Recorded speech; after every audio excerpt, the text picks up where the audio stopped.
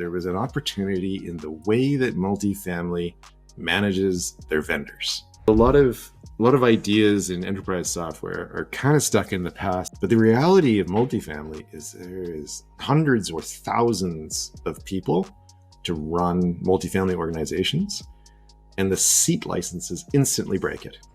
Some of the simplest solutions on the market that are horizontal, and they support the hierarchy of corporate structures inside multifamily and acknowledge things change frequently.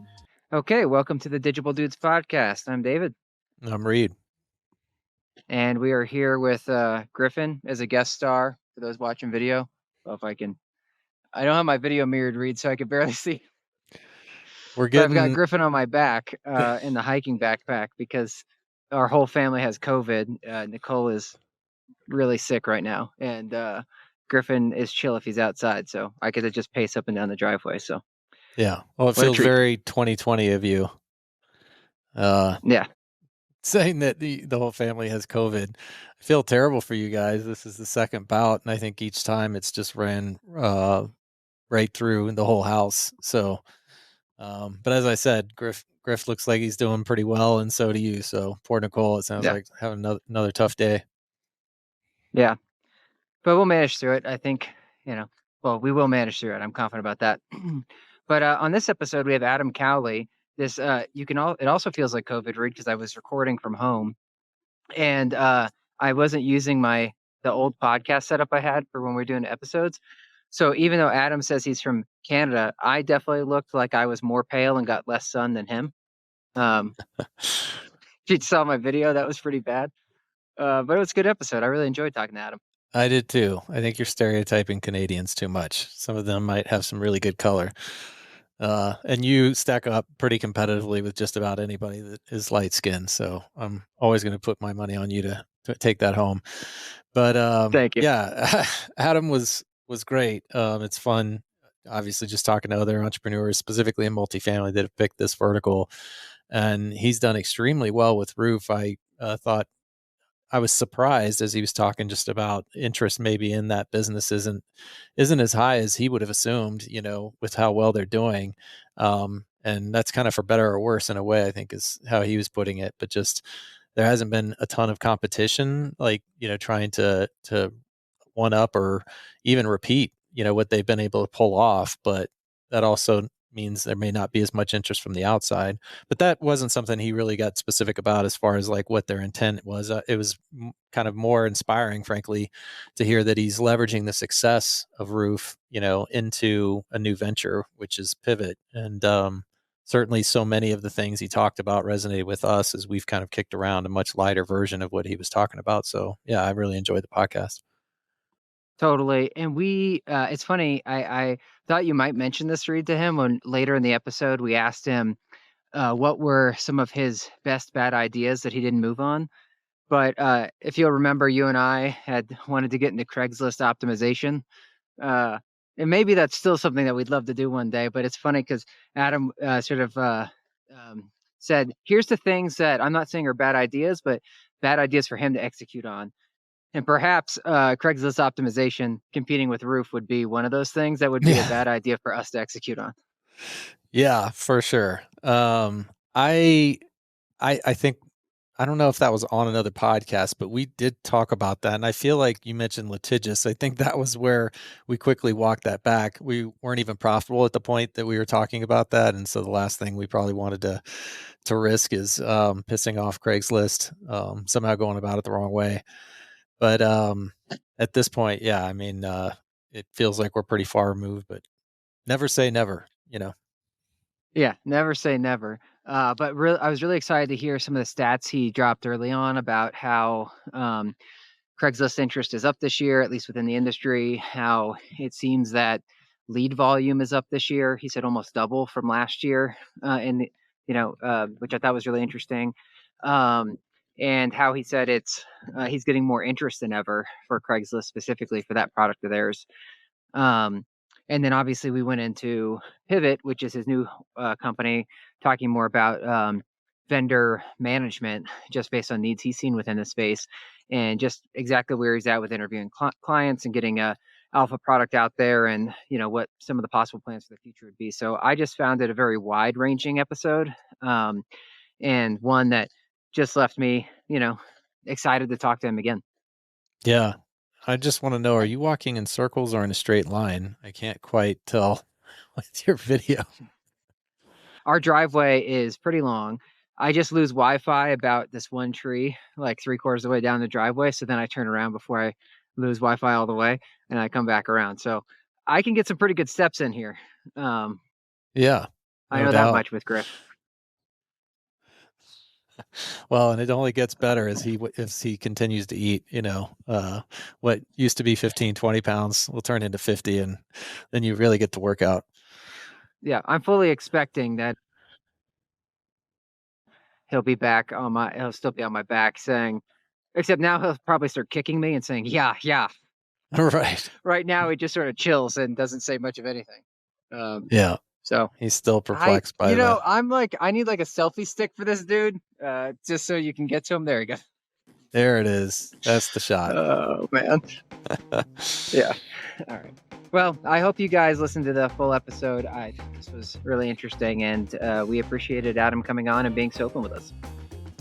Okay, we're here with Adam Cowley, founder and CEO of Roof, and founder and CEO now of Pivot Software. Adam, welcome to the podcast, and why don't you give a quick little overview of your time in the industry? Yeah, thanks, guys. Appreciate you having me on. Well, I mean, my time in the industry is running about 12 years now, ever since I started Roof. But, being in the apartment industry and multifamily, as with all young boys, lifelong dream. Young kids are, most of the kids I grew up with wanted to be a firefighter, police officer. No, like you guys probably knew from an early age, got to be in the apartment industry, right? Yeah. If I ever meet anybody that didn't fall into this industry by accident, I will be shocked. And getting into multifamily is total accident for me. I didn't even have any idea how big the industry was, and in other ways, how incredibly small it is. Like, we can go anywhere in the country and we'll probably run into each other everywhere. It's mind-blowing. And yet it's one of the biggest asset classes there is. So I think one of the things that's a bit different about me and relative to anybody else you're going to have on the podcast is I'm Canadian, and I still live in Canada. And I actually started Roof in Canada, trying to create Canada's effectively first ILS. And that's kind of mind-blowing to think that back in 2012, Canada didn't have an ILS. Meanwhile, in the US, there's so many of them. I've seen so many of them come and go over the years. And still to this day, Canada doesn't have an ILS. And if you look at vacancy rates, it's because we don't need one. Apartments.com is trying to get in. You do see a little bit of Zillow dipping their toe in, Zumpers in a little bit, but only in recent years. So my first experience in multifamily was actually a failure, trying to build an ILS in Canada. And I learned the hard way that it's still incredibly dominated by classified sites. The first one being Craigslist. There's also some really niche classified sites in Canada, including the second biggest one, which is a subsidiary of eBay, of all things.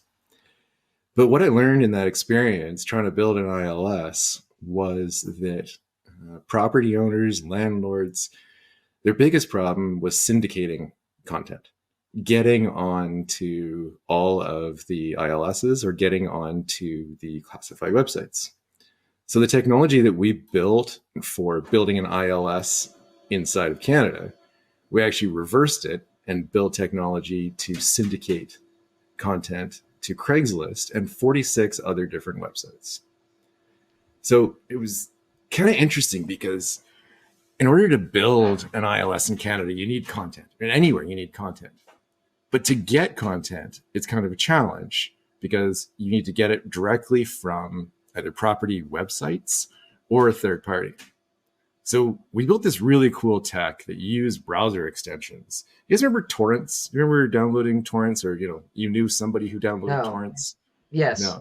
I knew a man. It was like this massive, yeah. You pretend you don't remember, but it was like the massive file sharing of systems where 10 people's computers got together and shared data with each other.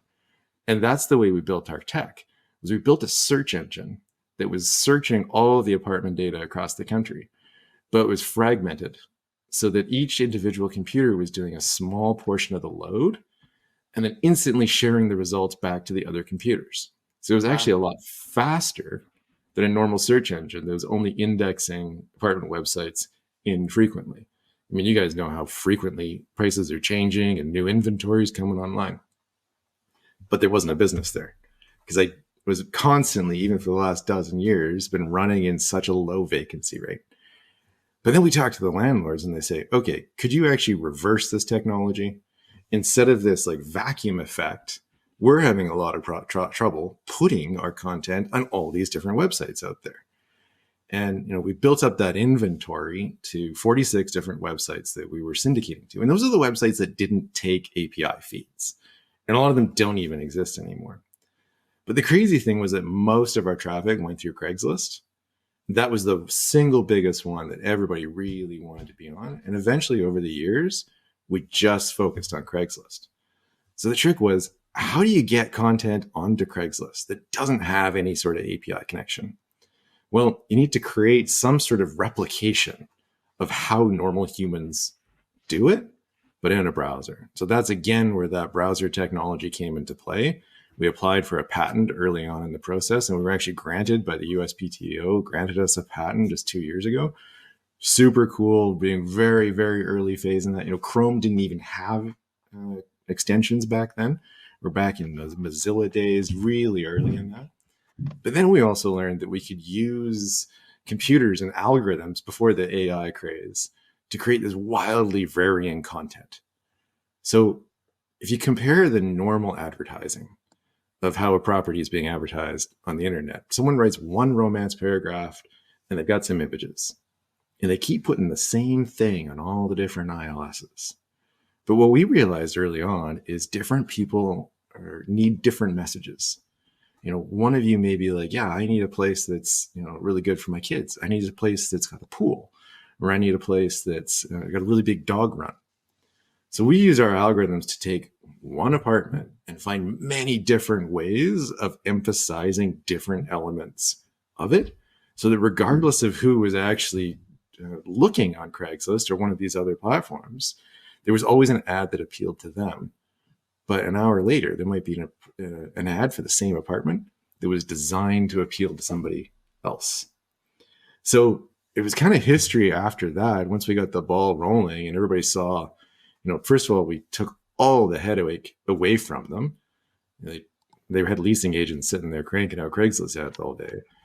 But then we came in and we said, okay, we're not just going to do the work. We're actually going to make them perform better.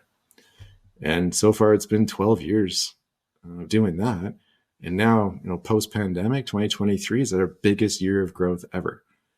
Which, if you want to talk about, contentious topics, let's talk about Craigslist for a second. Right? I mean, Reid wants to bite on that, I think. Yeah. I mean, can you imagine an older looking website that is more stuck in their ways of doing business? And would you guess that this would still be here? Like, how is this still here? It's like made in the 90s. Like, it's mind blowing. It is mind blowing. And yet, as you said, it's endured and you're experiencing the greatest growth that you've had, which is staggering to me, knowing that it's effectively now a Craigslist product. I'm wondering how much has changed over those 12 years as far as the clientele. Like, where is that growth coming from? Because many of the larger property management companies, and not that we work with all of them, but have, well, I don't want to generalize too much, but have moved away, from Craigslist. And a lot of it is the actual quality of those leads. So as you mentioned, the performance side, I was really intrigued when you brought that up, because I think, there's, just the scalability, that you were trying to create with the customization of, depending on, which prospects coming in, what image or content they might be greeted by. But how can you speak a little bit to the quality of prospect on Craigslist, and also just how things have changed for you as far as your target customer over the last 12 years? Yeah. I mean, for our company, first of all, a third of the NMHC top 50 are our customers. Wow. So the biggest companies in the market haven't actually left. they're being a bit more strategic with how they use Craigslist. I mean, there wasn't, if you look in 2020, 2021, everybody saw lower vacancy, far less churn. So what we saw was we didn't see people leaving Craigslist. We saw people that didn't need it on certain properties. And I think what we're seeing now, the resurgent of it, is because those vacancies are going in the other direction and people are being told to tighten their budgets, they're now becoming more sensitive to how the marketing dollar is being spent. So that's why I think we're growing so rapidly this year, is if you look at some of the alternatives that someone's got for doing an ad buy marketing spend, the options are pretty darn expensive. And then they come to us and they say, okay, you guys can do this for a fraction of the cost and get us onto Craigslist. That's great. But let's talk about that lead quality that you touched on there. Because just making the phone ring isn't always a good thing, right? You may have a phone ringing off the hook or a full inbox, but that actually can just put stresses on the leasing team that you may regret and back that off and say, you know what, we don't want. We don't necessarily want more calls. We want more quality calls. So for us, what we're trying to do is we're trying to educate our customers that you don't just want the phone to ring. We need to pre-qualify these people right in the Craigslist ad as much as possible. So that is really helping a lot. Unfortunately, at some point, there's still a lot of people out there that have a hard time qualifying for apartments. And with the way the economy may be going, that may be more of a problem. But the crazy thing is, from now relative to 2 years ago, one of the statistics we track is the number of responses per Craigslist ad. So for every Craigslist ad you get out there, not how many people are viewing in that, but how many people are actually engaging with the property, it's almost doubled. It's a 92% increase in the amount of traffic that people are getting to their websites from Craigslist ads. But I mean, go back for a second and say, Craigslist, this is not only still a thing. I mean, that's what's really hard, right? If you're a millennial coming up and you're like, are you kidding me? Like that's my dad's classified website, right? Or it's where you get a used bike. But the statistics don't lie. It's like there's still a huge number of people on Craigslist, and they're being driven there because there's a really interesting perception from residents that they're going to find a deal there. That's where they think that there's like an undercurrent of like the property they're not going to find on another website. In a lot of cases they are, but in most cases it's still huge management companies that are looking for another channel. So Adam, how much is it that in the past, when, as you said, vacancy rates were low, that you guys didn't have to push like education on the market to say, hey, here's why Craigslist is like valuable? I'm guessing you used to have to do that more. And now with some, absorption becoming tougher in some markets, now people are coming to you because they're looking for, the most effective ways. And then would you share some of those statistics you see about the best performing, Craigslist, I guess ads or whatever it is? You're saying 92% increase. Like, what's that mean? What's an effective ad? Yeah, I mean, this is very challenging because an effective ad depends on the class of the property. And we can also see oftentimes it's just the price. If a property drops their price and things go to the moon in terms of lead generation, we'll have another customer that comes to us and says they're not getting any leads. And we look at the market and it's because they're outpriced. So the number of variables that go into what makes a great Craigslist ad, we have sliced it 6 ways to Sunday. And what we've realized is that there is no one formula, because the average renter is not going to come back for many months or years. You can't just take one formula and apply it to everybody. The actual winning formula is diversity. And then for stats, when you say like 92% increase, so maybe just across the board, just summarize it. Does that mean like, are you getting, I guess, is the average person that's effectively using your tool, are they posting multiple times a day? It sounds like, because you said effective for different people. And then on average, are they getting a lead for a post, for example? Or if you could just walk into some of that. Yeah. So I mean, here's the advice I give to anybody who's posting on Craigslist, even if they're not using one of our services, because I mean, there's lots of properties that are too small, or they've got a one-off need. The trick with Craigslist is staying on page one, right? It's kind of like, where do you hide a dead body? Well, on page 2 of Google search, because no one's ever gotten there. Well, it's the same thing with Craigslist. Some of the regions on Craigslist fill up with ads so fast. What you have to do is stay on page one. If you're in North Dakota, you're going to stay there for a little while because there's not too much competition. But if you're in Los Angeles, you got about 15 minutes to stay on page one, and then you're starting to get buried. So exposure is part of the game. So in order to get exposure, you need to make sure you've got lots of ads, and you've got lots of ads renewing. And it's one of the things a lot of people don't know is Craigslist ads can be renewed every 48 hours, and it bumps them right up to the top of Craigslist without you having to rewrite all of your original content. So in order to get that timing down so that we can get eyeballs looking at the ads and be more competitive for our customers, we've done 2 big things to get them ahead of the pack. One, we're letting our customers schedule all their ads out so they can happen in evenings and weekends.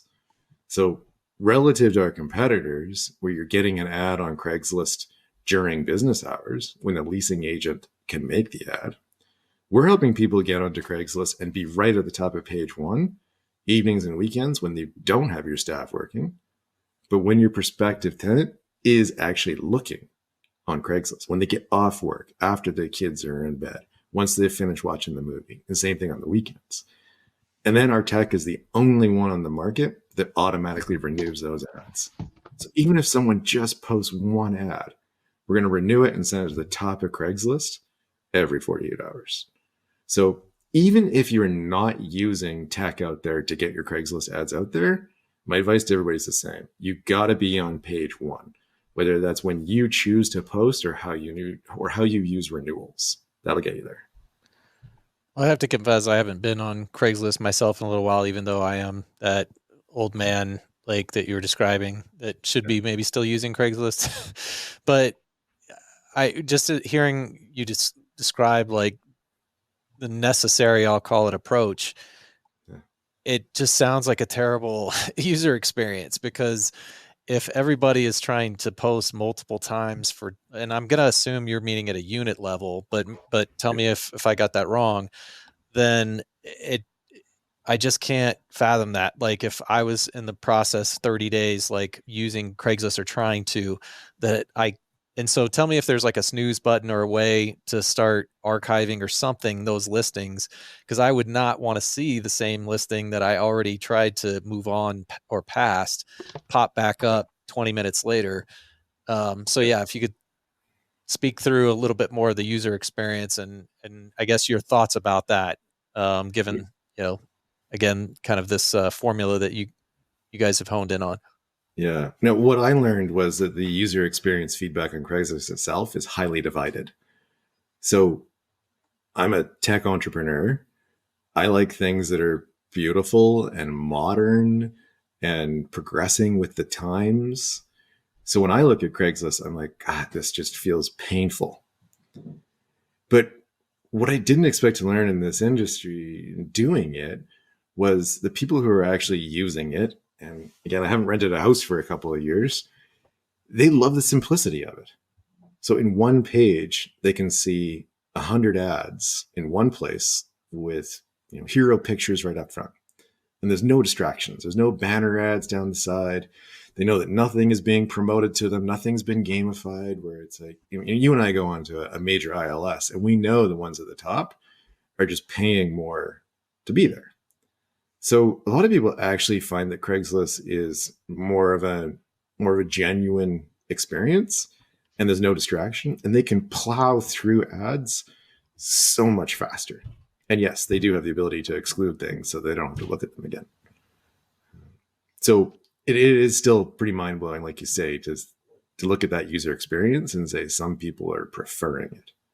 Yeah. Well, what is the sweet spot then? I didn't give you a chance to communicate that. So you mentioned that a third of the NMHC top 50 are clients, which doesn't shock me.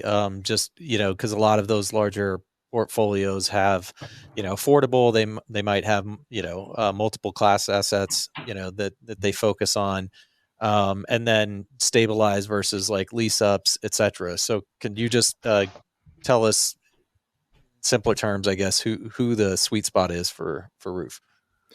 Yeah, I mean, I would say the majority of our business is happening in B and C properties, but we do have quite a few customers that have A in their portfolio. So they also include A if it's got vacancy. And the math is really interesting because when they're looking at our product and saying, is this worthwhile? They know that Craigslist itself is free. So the only cost associated with Craigslist is our services. And even though we started with software, we now do full service. So they don't even have to teach their people how to do it. They just, pay the bill and bam, they're on Craigslist. So what they're really looking at then is just cost per move in. And that's what's interesting with those A properties because the rents are pretty high. Cost per move in, if they get a couple a year, is way outperforming a lot of the ILSs. Mm-hmm. So what we see is there's people who are very analytical and they're really good at tracking leads and conversions. That is actually how we would segment our customer. Is the customers who are very analytical and understand their data. The ones that are more wishy-washy are the ones that are not using Google Analytics, or maybe their CRM is a little bit behind in the times, so they can't see the data. They can't tell a full story and compare apples to apples. Those are the people that are more like, well, Craigslist seems old and I don't use it, so why would anybody else? Yeah. Well, I had one more question, David. I think we could spend the rest of the podcast on Craigslist and roof, in a good way. I mean, I don't think ever had a guest that was a domain authority or expert on Craigslist. When you say, David, so we've tried, but they turned us down, Adam. So I appreciate you coming on, and we will. There's a couple things I want to get to too, Sure. but we will definitely. I want to get to Pivot as well, and how this journey got you to launching Pivot. So yeah, go ahead with your next question, Reid, and I'll wrap up on Craigslist. Okay, yeah, pivot to pivot. I'm sure you've never heard that before, but no. It's just where are you then looking to take Roof? It's been 12 years. You just had your best year of growth ever. So what's the end game? Or is it an infinite game, if you know the reference from Simon Sinek? But I don't know the reference, sorry. But I mean, the end game for Roof is really about funding our other ventures, right? It's, as an entrepreneur, anybody that gets to a point where they're profitable is incredibly lucky. Not many of us make it there. And the real entrepreneurs, it's in our DNA that we want to build things. We want to create things. And that's something that my team and I share. We've loved building Roof and we want to go again. And we now have the luxury that Roof is able to fund a new venture for us. Is that a good point for me to explain where Pivot's coming in? Yeah. Seems like a great segue. But David, did you say you had one or two before we? I'll swing back around when we get the hot takes if he doesn't bring it up. So go ahead. Yeah, sure. So having been in multifamily for 12 years, and much of a shock to everybody, Craigslist again is not one of those things you wake up in the morning and you say, like, yeah, I want to spend a decade of my life working on Craigslist. Despite the fact that challenges have been wild and it's been a crazy business to build, we want to build more things. So for years now, we've been interviewing our customers and observing the problems that exist in multifamily. We've had this really strict criteria of what makes a good business in multifamily. And we've crossed off so many different ideas that are like, oh, wouldn't this be fun? And then you realize a fatal flaw with it in multifamily. But a couple of years ago, we started sniffing around and realized that there was an opportunity in the way that multifamily manages their vendors. And the way to kind of see where we're going is just kind of anecdotes of what we saw happening with our own customers. Keep in mind, think 10 years working in multifamily, working with thousands of properties and hundreds of management companies, all the stuff that you see, even you guys must see wild stuff in the same way, right? You know, hot takes, I'm sure you get into all the weird things that happen in multifamily that would never fly in another industry. It's special. But what we started to see was, you know, it sort of started with emails from our customers, and they're like, "Hey, how much do we pay you guys?" What do you mean you don't know how much you pay us? Yeah. What properties are you using Roof? How do you not know that? And we're like, okay, can I have a copy of my contract? I have no idea where it is. We're like, when's our contract renew? What are the terms? And we're like, this is kind of crazy. And then they'd be like, hey, who's my contact at Roof? We're like, how do I contact your support desk? And so we were like, start peeling back the layers on this, and we were like, how are people managing their vendors? And they're like, oh yeah, I totally got that covered with some compliance software. It does a great job of charging them $99 and collecting their W-9. I'm like, okay.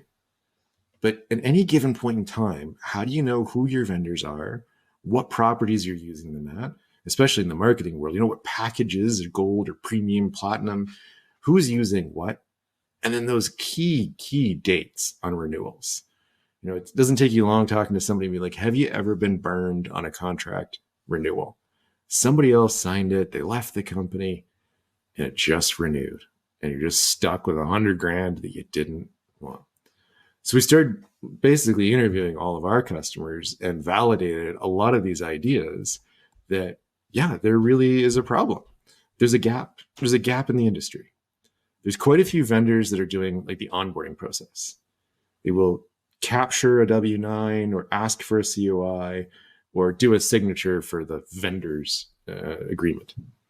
And then at the very end of the experience, there's a million companies out there that will pay an invoice or give a credit card to pay an invoice or mail a check. But what's in the middle? That is where you spend the majority of your time dealing with the vendor. How are you onboarding new properties to that vendor? Oh, I'm just sending them just tons of emails to onboard every time. How are you offboarding a property when you dispose of it? Oh, I send 56 emails. Okay, cool. And when you leave the organization or you go on holiday, how do you convey to the rest of the team the status of all your vendors and your contracts?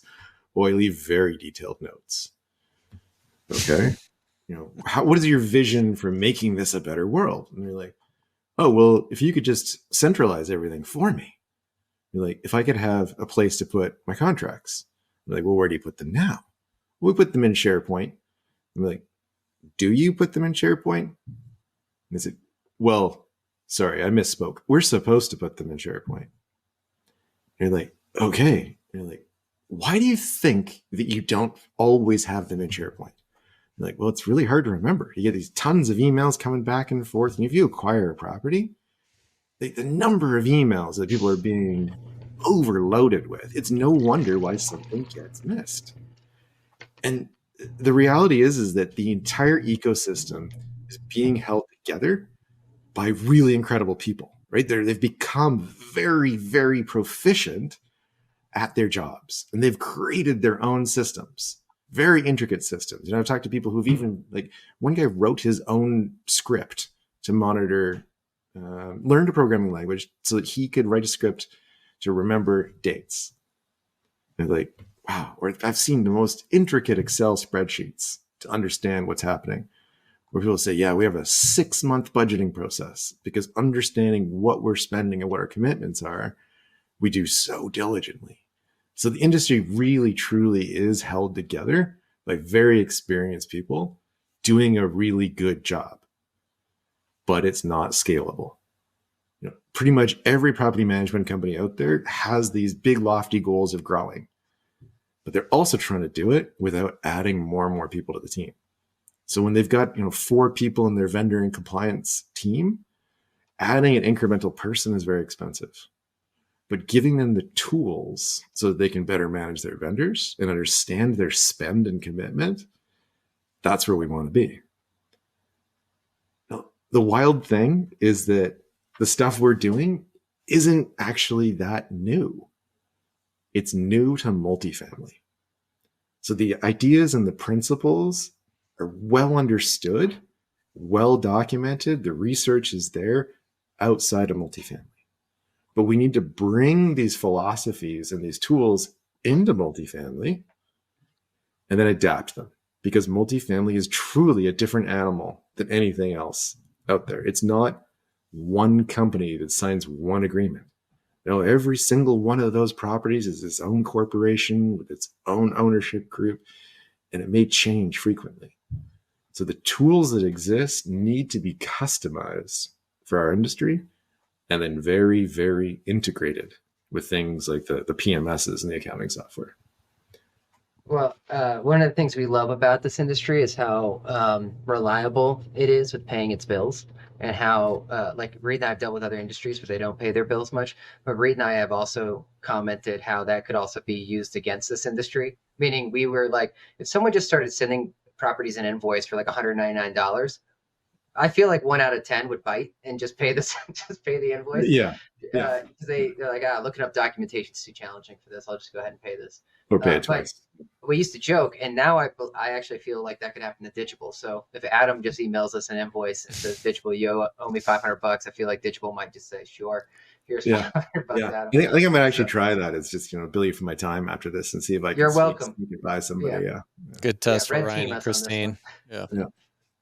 Well, Adam, walk us through, like, I guess this new venture Pivot is in, I think you were telling us, research stage. So where are you on as far as like launching something, and how are you envisioning it for multifamily? Because you said one of your criteria is there are businesses that would work outside of multifamily, but not within. So if you could walk us through some of that criteria and how you arrived there, that'd be awesome. Yeah. I mean, first of all, to your point, where are we at in this evolution? So we have built our own private alpha, if you will. And we've got our existing customers who are just starting to use it right now. And those are the ones who we've been interviewing over the last 2 years to find out, okay, let's peel back the layers. Tell me more. How do you imagine this working?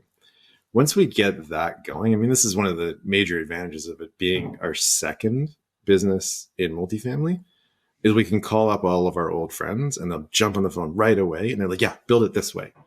So right out of the gate, we've got beta users, and we also know that there's going to be buying customers once we fulfill their needs. Now, to your second point, how is this going to be different than just taking something off the shelf outside of multifamily? So that was part of our research, was to look at everything that's happening outside of multifamily. And sometimes it's called vendor management. Sometimes it's called vendor lifecycle management. Sometimes it's a bit more specific, maybe contract management. So if you look at those businesses that already exist, most of them are highly horizontal. So they're designed for, a very specific, we send 10 contracts a day and we need a way to organize them. Well, that's really great. And I think I could use that for Roof to send out contracts.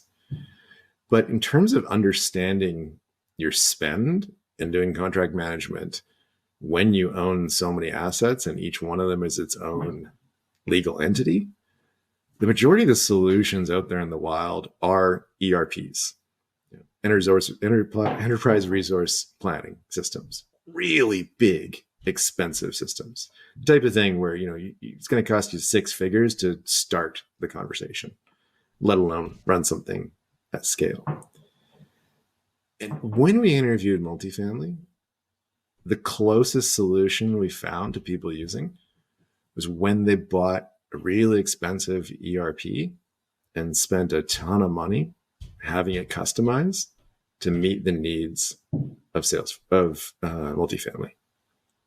But only in a very few handful of cases is someone taking something off the shelf that's a horizontal solution. So we asked that question: why don't you just use that product? Like, well, we've heard quite a few different reasons. Some of them are as simple as billing. So a lot of ideas in enterprise software are kind of stuck in the past with these like seat licenses.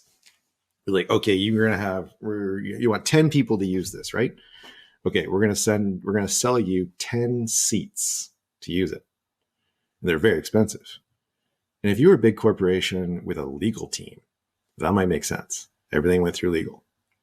But the reality of multifamily is there is hundreds or thousands of people to run multifamily organizations, and the seat licenses instantly break it. If you can only afford to have legal and compliance use it, and the assistant property managers and property managers don't have a license because it's too expensive, well, what good is it? If they can't contribute to the single source of truth and then get information out of it, then it doesn't make sense. So billing is just one of the very simple reasons that our industry has not adopted some of the solutions out there.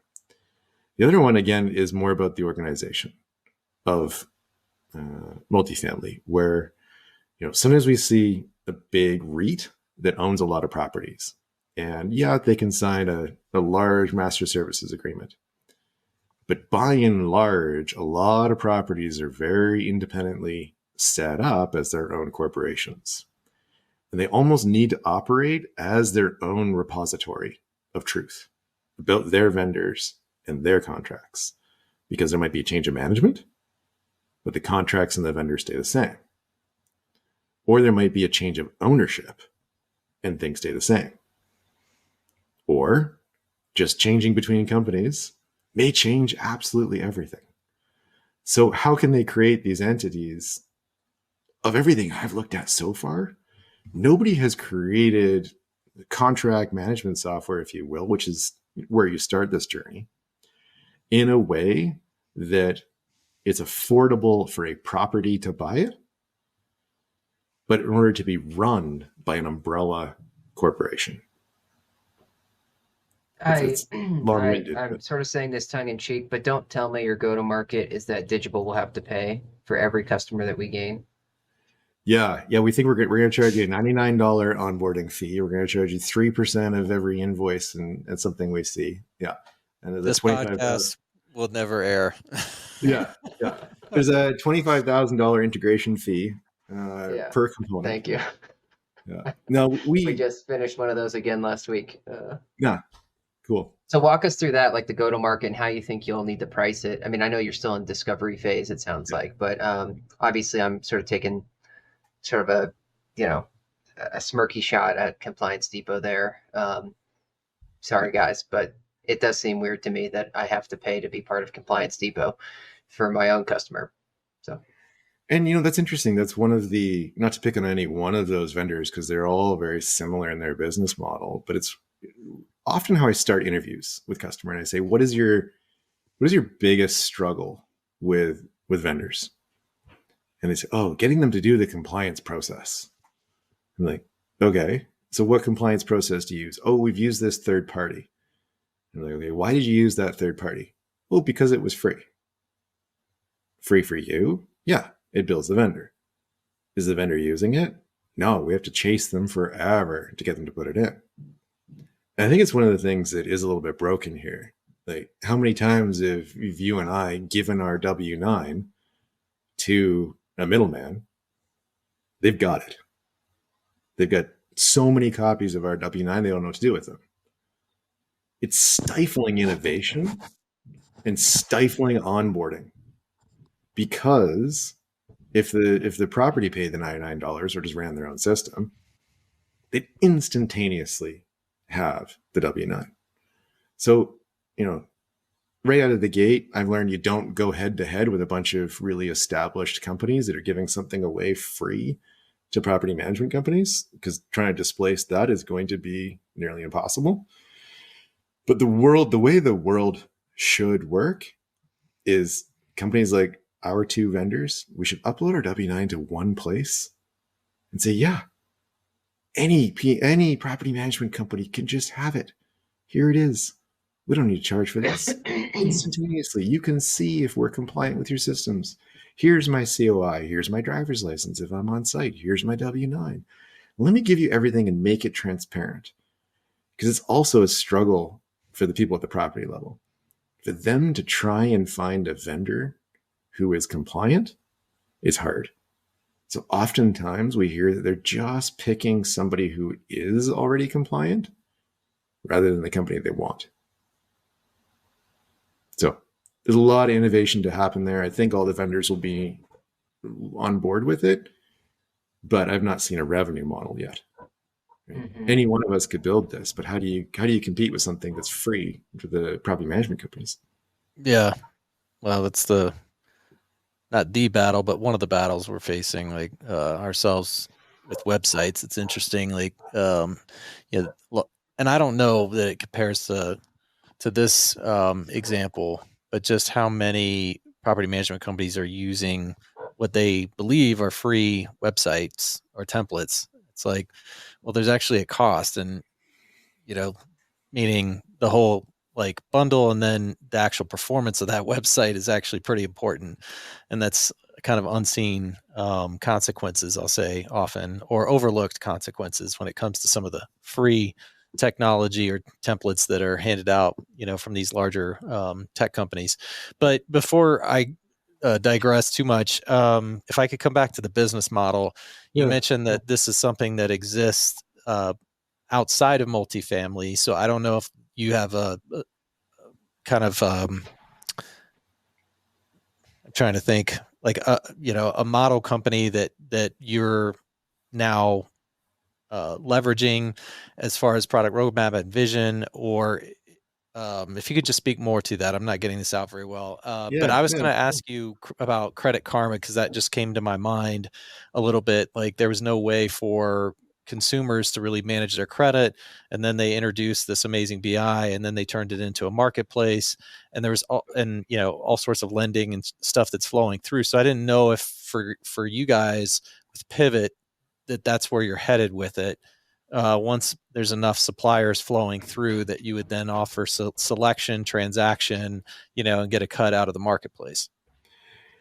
Yeah, I mean, creating marketplaces is one of the things that we considered, because I think there is a disjoint between vendors and properties finding each other. Finding the best of each is difficult. And as vendors, it's difficult for us to find customers. There's events we can go to, but only a tiny portion of the industry goes.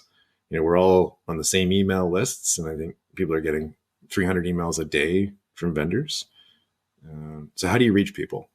Getting qualified buyers, I think, would be a very influential opportunity.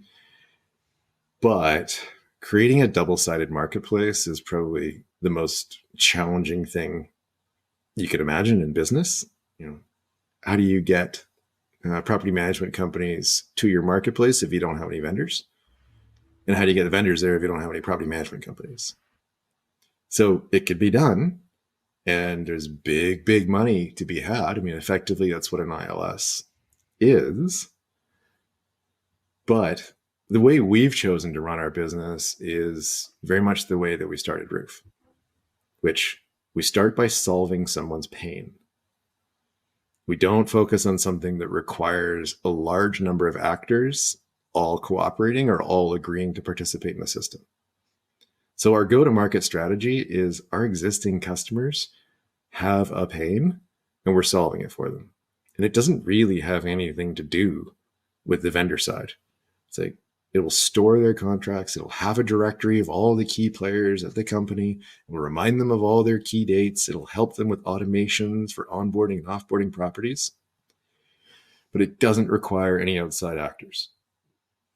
Yes, one day, the visionary in me sees the world like you see it, Reid, where it could transform it for everybody. And that's, we heard from a customer a little while ago, actually, in Denver. And they said, why can't I go to one place and see a list of plumbers who've already worked in multifamily? Right? That's the dream. Mm-hmm. Like, you bring a new vendor into multifamily and you try and teach them the way things work here, that's an uphill battle.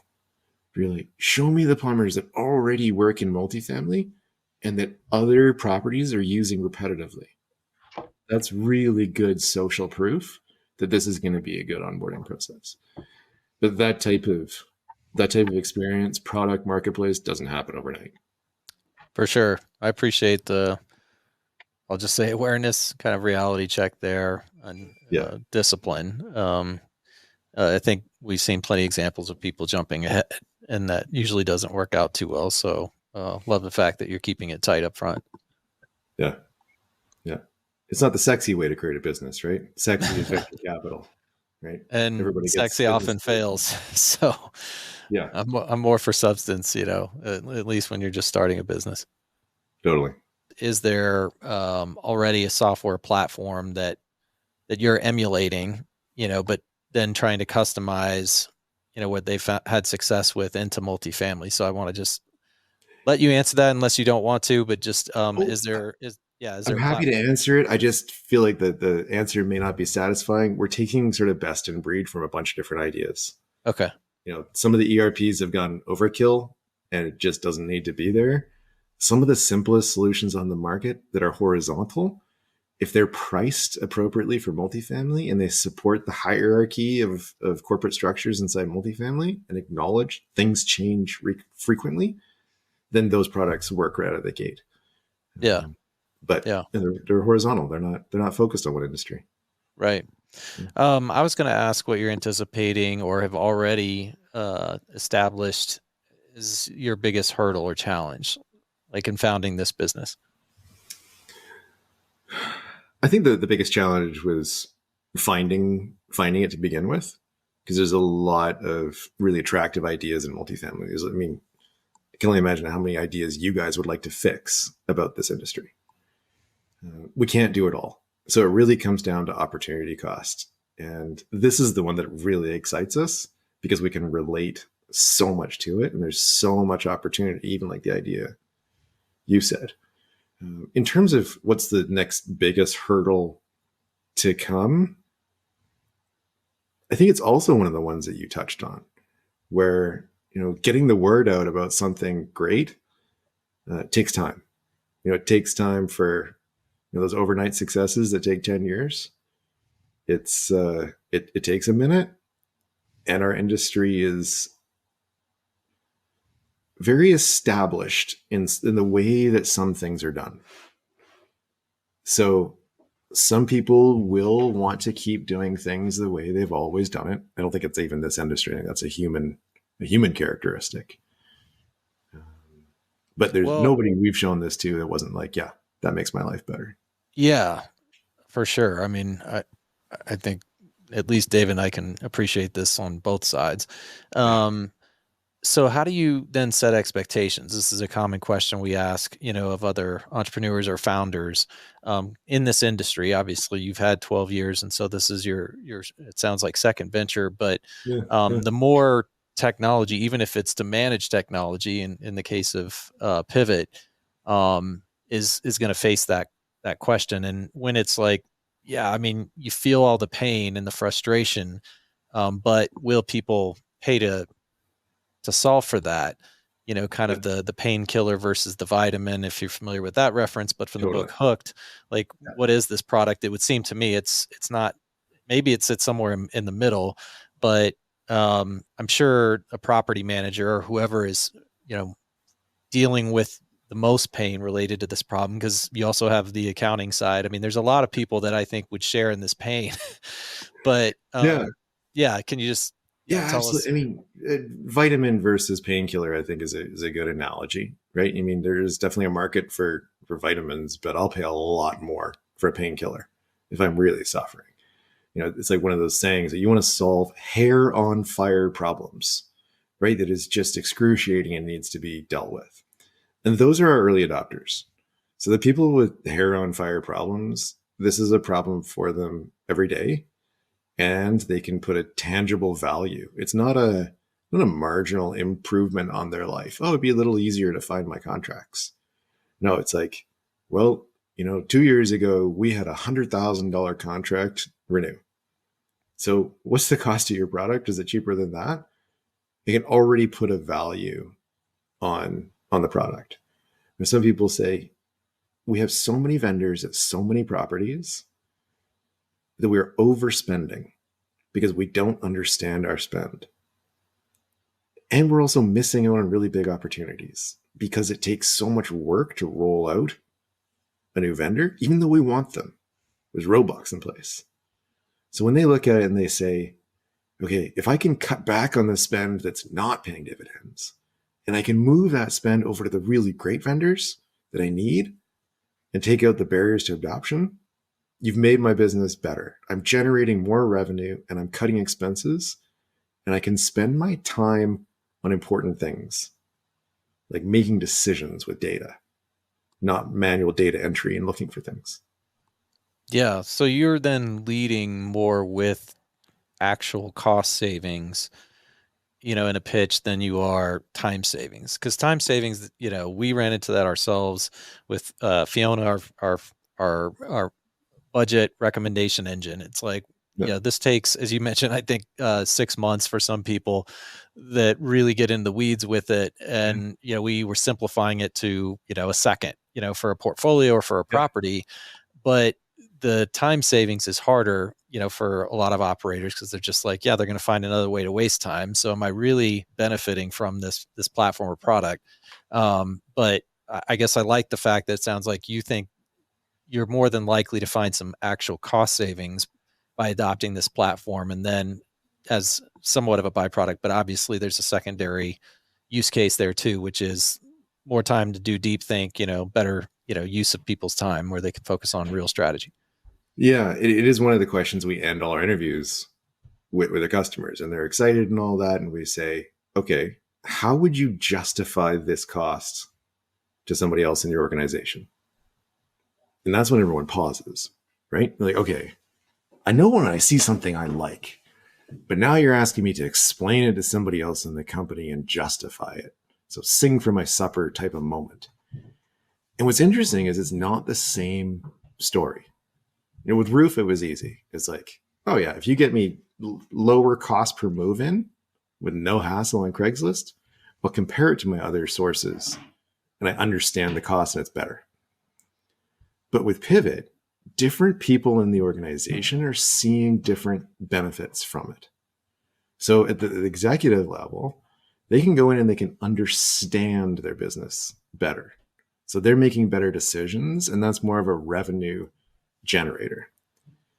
But when you talk to somebody in an accounting or compliance role, they're more about cost savings or risk mitigation.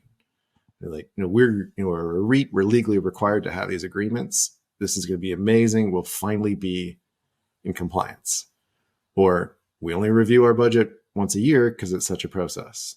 If we could do it twice a year because it was improved understanding, we could save money. And then there's a fourth category, which is our true operators.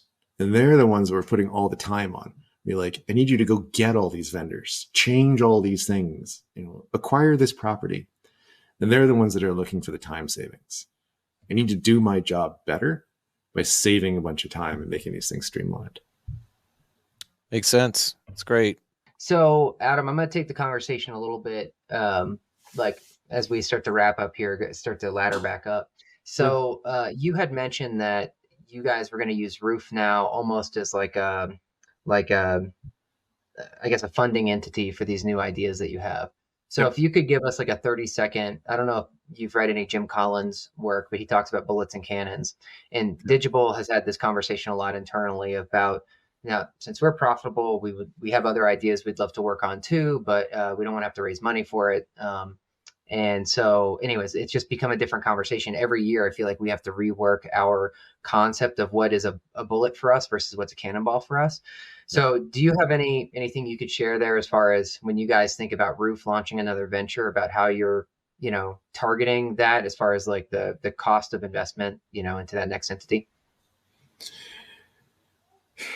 Yeah, I'm not familiar with the bullet and cannon analogy, but I can tell you sort of the mental process that we went through internally. Employees need growth, right? It's one of the key principles that all employees are looking for is some form of growth. They need financial growth. They need emotional growth. And I know that over time that all employees change jobs. So I said, how can I get our employees to change jobs and still work here? How can I leverage all these amazing relationships that we have with our customers? Because what's harder? Finding a new customer or talking to somebody you already know and solving another one of their problems. So we started to find the alignment of all of the things that we value. And like you, I didn't want to raise money, and say, how can we go another 10 years keeping the band together, if you will, having a great time, and build something that we're really, really passionate about and something that we really understand.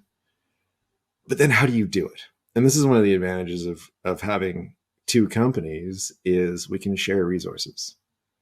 So if we need to do a bunch of graphic design, then Pivot doesn't need to have a full-time graphic designer on staff.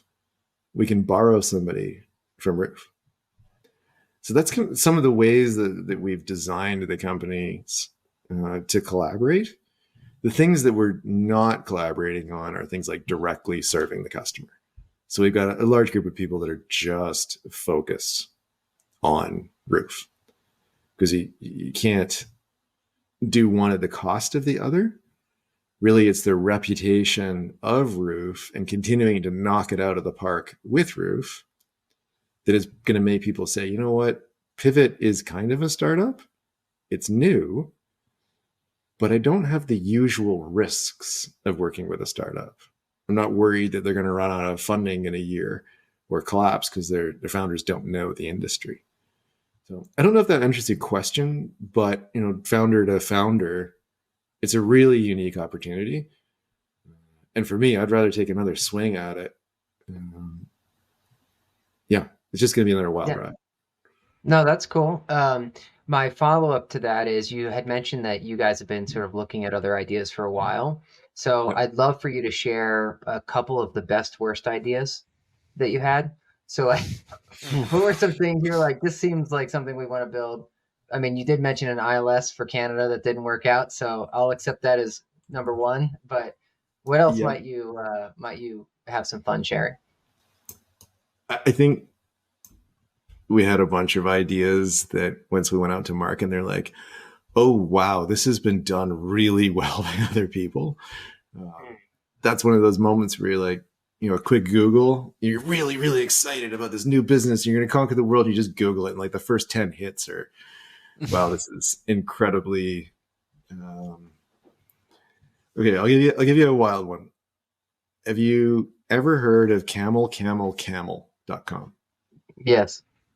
Okay, so for anybody that doesn't know what it is, it watches the price of things on Amazon. See, because believe it or not, Amazon prices are varying like wild. So you go onto Amazon and you say, well, if the price was low enough, I would buy into it. So you put this watcher on it, and then it would notify you when the price of whatever it is you're buying becomes cheap enough. I was like, well, what if this actually existed? This is reverse revenue management in multifamily. Why don't we watch everything that's going on in the world, and a resident who's out there shopping, and they mark down 10 buildings they'd like to live in, and it says, notify me when the price comes down. Because you guys have seen it. These prices go up and down, and the promotions can be amazing, but you got to catch it in the right moment. And like, I thought that would be wild and fun. But again, maybe someone's building it. For me, I was like, I don't know how we'd make money on this, because your customer is the resident, and success is getting them an apartment to live in. And then they're gone. And then you got to go find a whole nother customer to use your app. Nextdoor for neighbors and communities. Yeah. I think there's a lot more opportunity for something like that in apartments themselves that are not owned by the management company. The PMSs have got them, but they're so controlled and filtered. I think there's a big missed opportunity there. This one might actually work, but again, this is I'm not in a position to figure this one out. There are so many inbound leads that come to a property, they're just not responded to. If you could, because the phone doesn't get answered, right? If you could find a way to, an email comes in, the phone rings at the property. When the leasing agent picks it up, you got him. And you're like, please hold, we're connecting you to a resident who's interested. Then it phones the resident. And the resident effectively gets a call back because calling the property is really hard to get through. We're getting an email responded to. Some customers say, yeah, we consider 1.5 days to be pretty good. You're like, okay. You familiar with the business Updater? I don't know that one. Updater is for residents when they're moving. So it helps to change all their utility addresses and all this stuff. Okay. Interesting business. It's cool. Same thing for property management. An actual middleman in the service that helps transition everything during change of ownership or change of management. It's like, you don't have to stand there and talk to the Cox Cable guy. We'll do it for you. We'll transition everything. So again, these are my bad ideas that I'm not going to do. Somebody with better understanding of the market could do them. But yeah, not me. Well, if those are your bad ideas, I'm impressed. Okay. I liked at least 2 of them. Yeah, no, I like them, and I think if Pivot goes well over the next 12 years, like Roof, right? You could see that last one being something. I could see that being something Pivot actually takes on. Can make a lot of sense to me. Could be. I think one of the big things that's challenging in this space is having a defensible position. If you're familiar with Calendly or cal.com, they've been really, really good with calendar scheduling. And our industry has got those, and we've got chatbots. But the barrier to entry on those things now just keeps getting lower and lower and lower in terms of other people can now build chatbots because it's not as special. And calendar applications, there's companies all over the place that are offering white label solutions for them.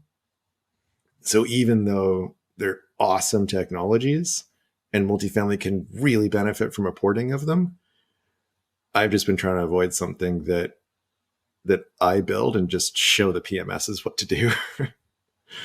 So, for sure. Yeah. Well, I have my other one that I want to get to before we wrap up here is I've really enjoyed this new podcast series called Crucible Moments. And basically they just interview different, tech founders about like what were some of the pivotal moments in their journey. And, my first business was built on top of Craigslist as well, back in the early 2000s. So I know it well, and it can be a great platform to build a business on, but they also can be very litigious or just challenging.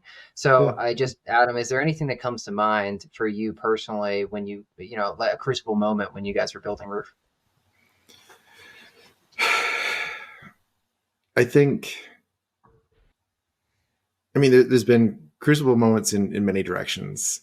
There's been things that have really propelled the business forward. There's things that have really held us back and made us worry. I think the thing that makes us worry the most would be if Craigslist decided to started charging for everything. They do charge in Boston and Chicago, and when they did, we lost those properties instantaneously. It was a number of years ago. Craigslist, it makes a huge amount of money. Estimates, somewhere between $500 million and $1.5 billion a year. Everyone thinks it's a cute little nonprofit or something like that, but they're there to make money. If you look at other categories, especially jobs, they make a lot of money. And that's the one thing that we've always looked at and say, if these guys ever decide to start charging money, there's no way multifamily is going to participate. It's the only reason they do it is because it's free.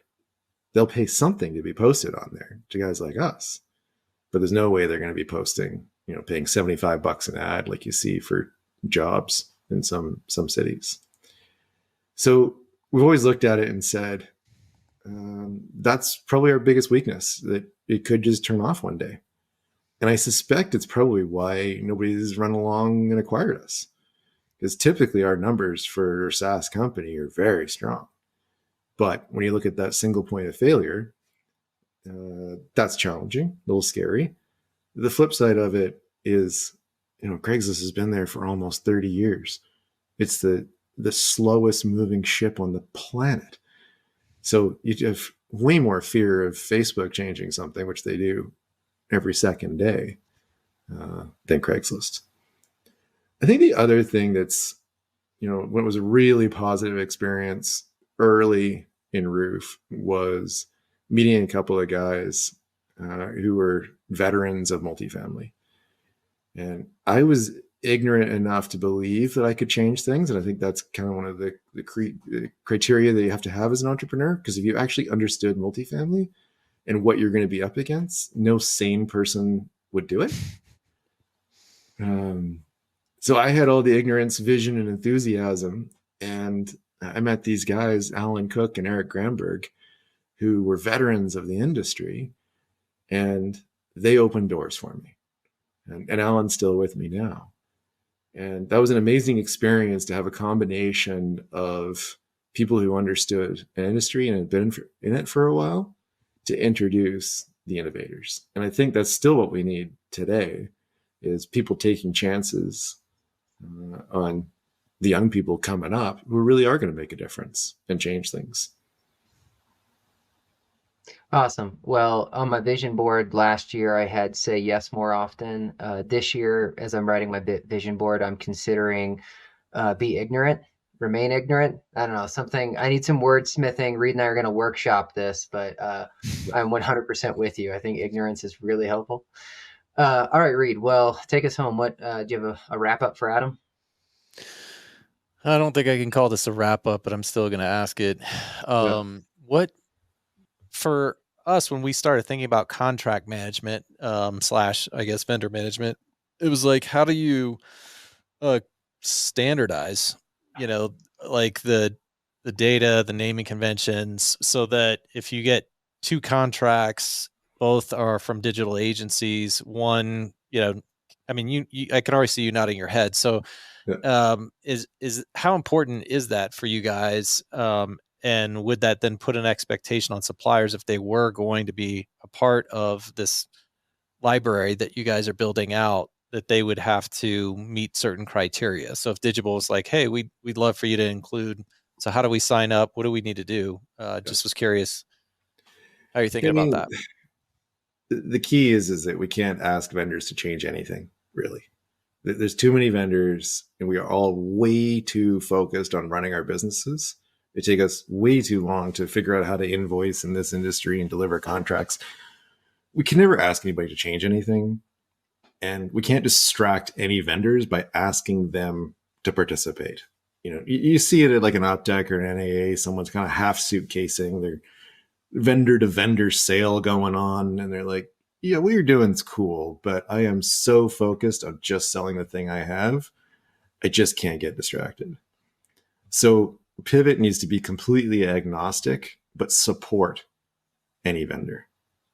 So whatever system any vendor is using, any signing software, any email system, it's going to be transparent. So when the property manager logs into Pivot and they say, request a contract from Digible, it's just going to come from their email address. The point is, when you respond back with your DocuSign or your Adobe sign, that PDF is just going to the right place. And it doesn't matter, because everyone's just going to, they're going to say, Village Green Apartments contract.pdf. They're all going to say that. It's like, we can't expect anybody to create a convention. We have to create an organization. So that's one of our key philosophies, is don't ask anybody to change anything about the way they do their business. Just adapt and improve. Yeah, I love that. I'll be really curious how you pull that off, but I love the thinking behind that. Cause I just couldn't agree more that asking suppliers to somehow modify, their business in order to support yours is beyond an uphill battle. So don't even go there. Yeah. Well, that was it for me. I know we're short on time. Sorry, David, go ahead. Yeah, well, I just wanted to thank you for coming on and being so open and for pulling out your idea list. That was really fun for you to share. You're welcome back anytime. But until then, if someone wants to get in touch with you or learn more about Roof is with 3 O's. We'll have this in the show notes as well. And then Pivot is with 2 T's. But is there any other way you'd like people to reach out or get in touch? I think LinkedIn is still a really great way. It's still nice to see how many people we're connected with and get that social validity and social proof. And you can cut back on all the niceties of an email and just say, "Hi, heard about what you're doing." So yeah, LinkedIn is still the best way. And always Adam.Cowley at pivot.io. Yeah. Well, I'm still waiting to see if you accept my invitation, so we'll see about that. I'm just kidding. I did it at the beginning of this interview. All right, Adam, thank you so much for joining us. Really appreciate you sharing, and yeah, hope you guys enjoy it. It's a lot of fun. Thank you for having me on, guys.